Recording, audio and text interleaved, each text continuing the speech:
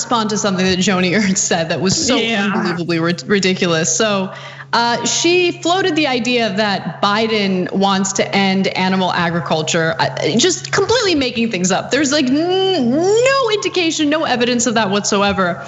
But I do want to talk about Donald Trump's war on farmers, because if you've been following Trump's trade war, it's actually been pretty disastrous for soybean farmers, for instance, in the United States. So Forbes has a decent piece on this. It's titled "Amid Trump's Tariffs, Farm Bankruptcies and Suicides Rise." And it talks about how, his trade war with China in particular led to China deciding, we're just not gonna deal with the United States anymore. We're gonna go ahead and build relationships, trade relationships and agreements with countries that we otherwise wouldn't have even considered before. And so once that happens, guys, you can't go back, right? So it's really hard to undo the damage that Trump has already done, because trade relationships and partnerships have already been developed and these farmers get squeezed out. And yeah, the number of small farmers, I'm not talking about, agribusiness and these giant corporations, I'm talking about family farms. The situation got so bleak for many of them that the number of suicides increased. So for Joni Ernst to stand there and make that argument is not only a flat out lie, it's just so unbelievably insulting to the families who lost family members because of Trump's nonsensical, poorly thought out trade wars. Absolutely, though. They're trying to capitalize and catch lightning in a bottle because Trump was so effective in railing against trade when he was running against Hillary Clinton in 2016.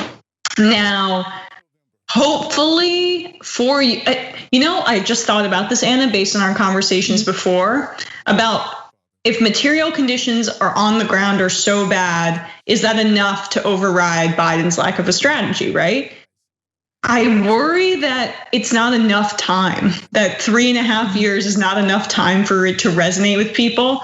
Oh, he didn't deliver on these trade deals. Oh, he didn't deliver on all of these promises that he made to improve my life.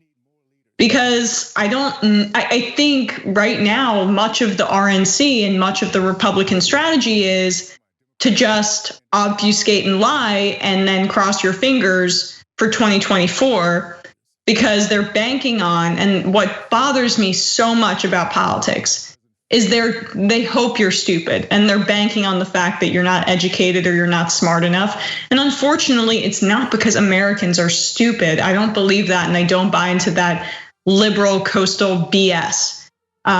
It's because they're not educated enough and there aren't enough outlets speaking the truth. But you see with young people, not to go off on a tangent, but the whole Joe Kennedy strategy where he talked about how he was basically being cyberbullied and stuff. I read this article about how Democrats are trying to appeal to young people online with Pokemon Go to the polls. Some of it's cringy, but then some of it, young people flock to Ed Markey. Why is that? And it's because young people are so educated on the policies. So there is hope because of young people online, but there's a huge gulf. Even when talking to people who are kind of neo-lib Democrats in my life about Black Lives Matter protests and stuff, what is seen on television is so different than the reality, which is what we see online. You're so right, Emma, you're so right. In fact, the only thing that ever gives me a little bit of hope these days is just hearing the rhetoric from younger generations, certainly some millennials, but Gen Z.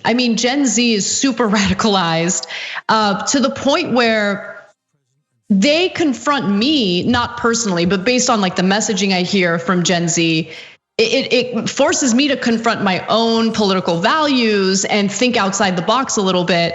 And let me also note, I know Gen Z is like super tough on millennials and they like to make fun of things that millennials like the fact that we're obsessed with hoarding plants.